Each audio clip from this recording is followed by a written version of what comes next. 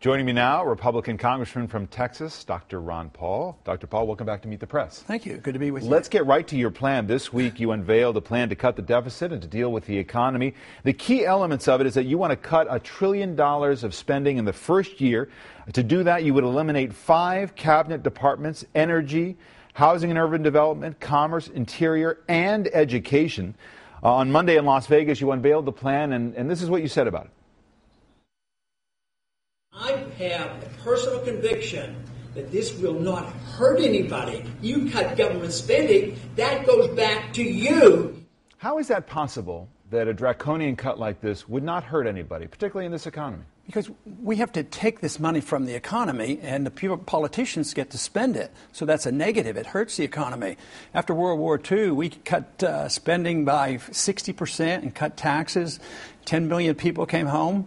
And all the money and the expenditures went back to the people, and that was finally, we got over the Depression by having these draconian cuts. But you have the education system in the state that it's in with big federal contributions now, nuclear energy safeguards after what happened in Japan, environmental protections. Nobody gets hurt under President Paul's plan?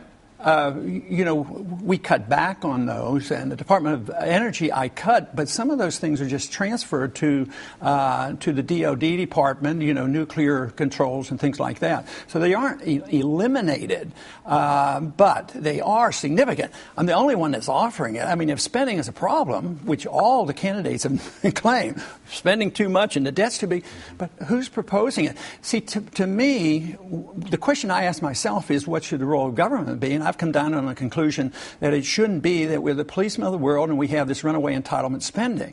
So therefore, if the role of government is the constitutional approach, you can't keep spending like this, because now we face this worldwide crisis of sovereign debt. That's our big problem, but you can't deal with that unless you cut spending. The Fed chief has said to focus so exclusively on debt reduction as you would do could harm our prospects of reviving economic growth. I just used a perfect example. By draconian cuts after World War II, it stimulated the economy because the resources aren't diminished. The resources are put back into the economy, and the people spend the money. But now all we do is give them debt. We tax, we borrow, and then we inflate, and then we distort the economy, so we destroy the production because the government takes over the economy, and that's the negative. As you well know, you have a lot of support among young people. That's right. They're borrowing to pay for college at record levels. Would you abolish all federal student aid? Eventually, but my program doesn't do it. There's a transition in this. But that's your ultimate aim. Yes, because there's no authority to do this. And just think of all this willingness to want to help every student get a college education. So they're $1 trillion in debt. We don't have any jobs for them. The quality of education has gone down, so it's a failed program. I went to school when we had none of those. I could work my way through college and medical school because it wasn't so expensive. So when you run up debt, you print money, cost goes up in the areas that the government gets involved in, education and medical care and housing. So it's artificial and distorts the economy. So we have to look at the business cycle and the inflation, so it doesn't help the people. All this housing programs, they end up losing their jobs and losing their houses. I mean, what we're witnessing today is the failure of a Keynesian economic model. And today we have to replace it with something. We either replace it with more government and more authoritarianism, more controls, or we look toward the free market. You mentioned housing. You would like to get the federal government out of housing completely. And right now, the mortgage giants, Fannie Mae and Freddie Mac, guarantee 90% of the mortgages in this country. So you'd get rid of the government's role. Well, sure. The government's always had a role in housing. No, they haven't always had a role in housing. They created the monster. I mean, first the Fed creates the money, and then you have Congress get involved and say, you do this, this, and this, and then it becomes corrupt. They get involved in the derivatives business, and who gets bailed out? They got bailed out. So, no, it's a distortion of the market. You don't eliminate... But play that through, Dr. Paul, because it's really quite jarring. There is no private market right now for mortgages. Oh, no, that's not true. Are you going to wind down these companies? Who would buy them? What happens to the housing prices, to the housing market? Well, the system would be cleansed. It would have been over and done with by now. You say cleansed, so the market would crash again, and you think that's acceptable? It should have had a sharp correction because it was artificially manipulated. Once you get this distortion, you have to correct the mistake. So you do what we did in 1921. You allow the correction to occur in 1 year, and you go back to work. If you keep transferring the debt from the private owners or the pseudo-private owners, the Fannie Mae's and the Freddie Macs that participated in the bankruptcy, you bail them out, and you bail out the banks, and you bail out the Wall Streeters. You dump all this debt on the people. Let me ask you a couple things about foreign policy. Iraq. You don't actually believe that troops will ultimately come out of Iraq, do you? Oh, no, I don't. We'll change their names. I mean, we're going to have, they've already admitted there'll be 15,000, but, you know, they've morphed the private sector with the military, the CIA and contractors. It's a mixture. But there's going to be 15,000 in the armed camp, you know, the fortress, the embassy, the biggest embassy in the world. Al-Sadr, who is the champion of national sovereignty for Iraq, he says that is still occupation, and occupation is the key word for why we should look out. There's a civil war going on in northern Iraq. The Turks have already put troops into Iraq.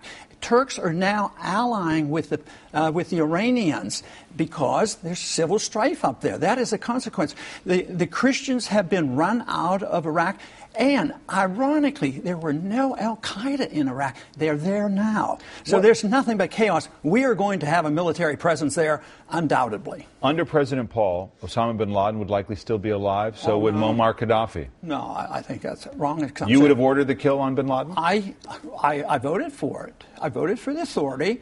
But I thought shortly thereafter, they didn't go after him. We had him trapped at Tora Bora. And we should have had him there. We shouldn't have gone in the nation building. We dropped the ball. We went in and started a war in Iraq. But you supported the effort then to get him? Oh, absolutely. I voted for it. But it should have been done, you know, in 3 months or 2 months. But also, when it started lingering, I argued against occupation, against the war, and I reintroduced the notion of a letter of marque and reprisal and targeting one individual rather than saying we're going to declare war against the world. And now we're in all these countries, and it's an endless fight, and there's no end in sight. You actually, in October at the Press Club, described our foreign policy this way. I'll show it for you. We have crossed that barrier from republic to dictatorship, to tyranny, to empire. To empire. If you look at what happened in Libya, do you believe that the United States has a moral responsibility to deal with humanitarian crisis anywhere in the world? No, only voluntarily. We don't have authority in the Constitution to get involved in internal affairs or get involved in entangling alliances. The Constitution doesn't give the authority. They get us into more trouble. They undermine our national defense, and they cause a lot of trouble. If you want to do it voluntarily and get involved, you can volunteer and go over there and don't send your money.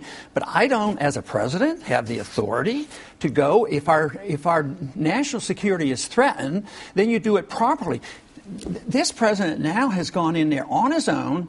He has flaunted the responsibility to go to the Congress. He doesn't get permission. And we went over, that wouldn't have happened without our money and our drones and our missiles and all, and it happened. So we're responsible for the chaos. Do you think the drone war that this administration is waging is illegal?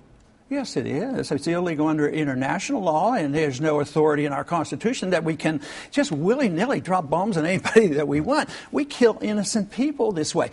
Why do you think people hate us? Because there's so much collateral damage. You see, oh, this is a bad guy. We'll drop a bomb on him and kill him. Well, we might hit him, we might miss him, we might hit another car, and then you kill 10 other people. What would we do if they did that to us, David? We would be a little upset if China did that to us, wouldn't we? You said in 2000 that the prospect of Iran attacking Israel was like the prospect that it would invade Mars. Well, I didn't use those words, but essentially that might be... Right. No, you actually did. I looked at the transcript. Yeah. Okay. And the reality is that the biggest existential threat that Israel faces is from Iran. If Iran attacked Israel, would the United States under President Paul intervene? They wouldn't need to. Israel has 300 nuclear weapons and missiles. The odds are so remote. Iran can't even make enough gasoline for themselves. They have to import gasoline. So they don't have intercontinental ballistic missiles. They don't have a nuclear weapon. There's a big discussion going on how far along they are. And I was in the service and lived through the 60s. The Soviets had 30,000 of them, and they were going to bury us. And we survived that. So for us to plan to go to war against Iran under these conditions scares a lot of Americans. It certainly scares the young people of the world, the people I talk to, because they're going to bear this burden financially, and also they may be required to fight these wars that are unnecessary and unconstitutional. Let me ask you about the role of government. You've said about taxation, in a way that doesn't mince his words, the following. Taxation is immoral, you're told the Libertarian Party News. Would you scrap the tax code altogether? That'd be a pretty good idea, a pretty good start. I can qualify it if I'm allowed. Taxation is theft. When you take money from one group to give it to another, when you transfer the wealth. Now, taxation could be accomplished with user fees and, highway fees and gasoline taxes and import taxes. But the income tax is based on the assumption that the government owns you, owns all your income, and provides the conditions on which they allow you to keep a certain percentage. That, to me, is immoral, and the founders didn't like it. That's why the Constitution had to be amended in 1913. Social Security, you talk in your plan about allowing young people to opt out. Is your ultimate goal that Social Security should go away? I think there's a much better chance that it would be solvent. It's totally insolvent now. But my plan explicitly protects the elderly and the sick in the transition to be taken care of. The young get out, but the only way we can guarantee that the elderly will be taken care of is cut spending. That's why I offer $1 trillion. So the elderly now are reassured. Well, he's serious. He's not going to waste all this money overseas and all this foreign aid. So you cut benefits? No. Eventually, would you have to do that? Not if young people are opting out, I would balance the budget. There would be no inflation, no reason for increase in cost of living increase. And in time, I think you could raise this age. Mine was 25 and under, but it should. The only complaint I've gotten so far is somebody came up to me and says, "I'm 26. Why don't you let me get out?" And I think that's what the move will be, because they want people want to assume responsibility for themselves. Let me ask you about politics in this primary fight. You said you were disgusted by some of the debates that you've been engaged in now. What's turned you off? Well, I guess it's the uselessness of some of this rhetoric. I mean, arguing over who mows Mitt Romney's lawn? I mean, in the midst of a crisis, a sovereign debt worldwide crisis, the biggest in the history of the world, and the financial system of the world is about to collapse. We're about to have another devaluation of not our currency, but our credit rating. This is serious, and no control in the spending. I mean, we're going to have to get a hand on this. We have to quit worrying about who's mowing Mitt Romney's yard. You wrote in your book, Liberty Defined, about the fact that politics doesn't really offer a lot of choices. This is what you said. When it comes to any significant differences on foreign policy, economic intervention, the Federal Reserve, a strong executive branch, a welfareism mixed with corporatism, both parties are very much alike. The major arguments in hotly contested presidential races are mostly for public consumption to convince the people they actually have a choice. Are you saying that if Mitt Romney is the nominee, there's no choice between him and President Obama for voters next fall? Well, you could probably figure out some choices, but you have to figure out which position that we're looking at with Mitt Romney. It changes. But my point is, would there be a change in foreign policy? No, there would not be. Would either one of them work on a true audit of the Fed and a change in monetary policy that the Federal Reserve can't monetize debt? No. Would they address the entitlement system? Would they ever address either one? That we should have concern about our debt and cut something like $1 trillion because we're on the road to fiscal insanity and a breakdown of the world financial market? No, there would not be a significant difference between the two, although on the edges maybe. I think Mitt Romney now is probably very sincere about his right to life issue, and probably on the tax issues there would be some differences. But the big issues, the big policies, regardless, I mean, Obama was elected as a peace candidate and expanded the war, and he goes into war without even congressional approval. I mean, when the Republicans get in and they're against regulations, they give you no child left behind prescription drug programs and Sarbanes-Oxley. So no, the regulatory system, the spending, the deficits, the printing of money, they stay the same. And that's what the streets are telling us. Whether it's the occupiers or whether it's the Tea Party people, they're saying enough is enough. They want some changes, and that's what they're looking for. Dr.